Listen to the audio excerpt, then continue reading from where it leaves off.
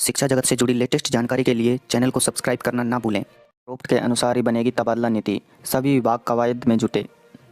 अगर किसी तरह की अड़चन नहीं आई तो राजस्थान सरकार के सभी विभागों में जल्द ही तबादला नीति लागू हो जाएगी। सभी विभागों के आला अफसर तबादला नीति की कवायद में जुड़े हुए हैं। सभी विभागों के मुखियाओं को सवा महीने पहले ही एक ड्राफ्ट भेजकर नीति बनाने के निर्देश दे दिए गए थे। मुख्य सचिव सुधांशु पंत की अध्यक्षता में गुरुवार को आला अफसरों की बैठक में इस पर चर्चा भी की गई। इसमें विभाग अध्यक्षों ने अपनी अपनी बात रखी। सूत्रों के अनुसार एक समान तबादला नीति तो लागू होने में कुछ अड़चनें हैं, लेकिन काम की प्रकृति के आधार पर विभागों में तबादला नीति बनाई जाएगी।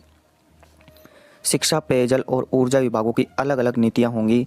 शिक्षा विभाग में सत्र के बीच में तबादले बिल्कुल नहीं किए जाएंगे। पेयजल और ऊर्जा महकमों में गर्मी में अफसरों को इधर उधर नहीं किया जाएगा।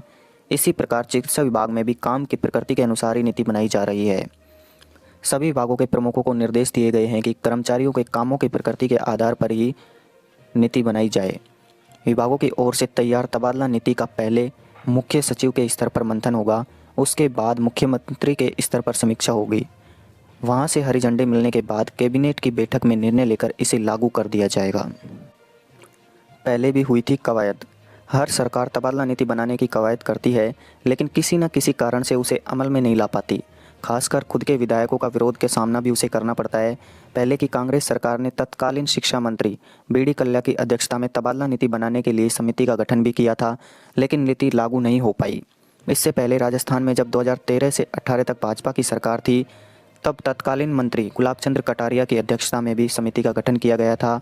समिति ने ड्राफ्ट भी तैयार किया था, लेकिन वो लागू नहीं हो पाई। केंद्र की तर्ज पर बनाई जाएगी नीति। राज्य की भजनलाल शर्मा सरकार अब केंद्र की सरकार की तर्ज पर नीति बनाने जाएगी। इसके लिए पिछले महीने कॉमन एसओपी जारी की गई है। इसमें सभी विभागों के प्रमुखों से राय भी मांगी गई थी। सरकार की कॉमन एसओपी के तहत किसी भी कर्मचारी का 3 साल से पहले तबादला नहीं हो सकेगा।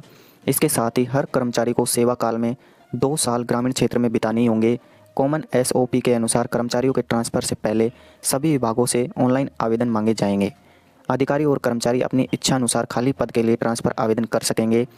संबंधित विभाग की टीम उनकी काउंसलिंग करेगी।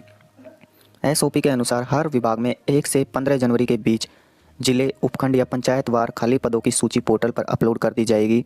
कर्मचारी 1 से 28 फरवरी तक ट्रांसफ़र के लिए आवेदन कर सकेंगे। विभाग 30 मार्च तक काउंसलिंग कर प्राथमिकता और नियम के अनुसार 30 अप्रैल तक ट्रांसफ़र सूची जारी करेगा।